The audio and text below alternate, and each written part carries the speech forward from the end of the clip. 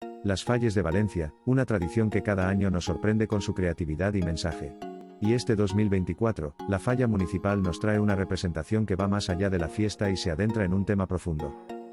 Mira esas palomas, Juan. Representan la dualidad, el símbolo de la paz frente a la guerra.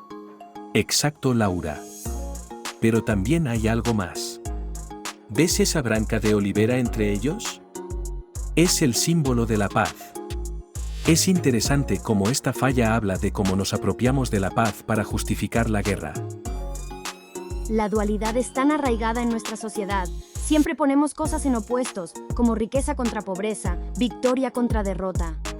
Es cierto, y este tipo de pensamiento genera conflicto y desequilibrio. Pero cuando reconocemos que todo es parte de una entidad mayor, encontramos unidad, equilibrio, finalmente, paz.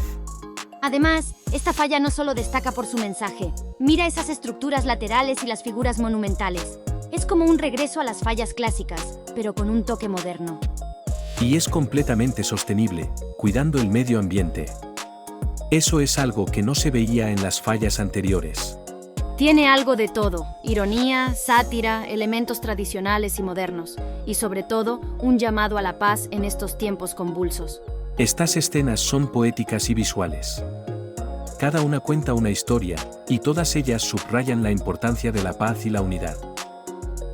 Sin duda, esta es una falla icónica y universal, una verdadera obra maestra. La Falla Municipal 2024, una reflexión sobre la paz, la dualidad y la unidad. Un mensaje de esperanza para todos nosotros.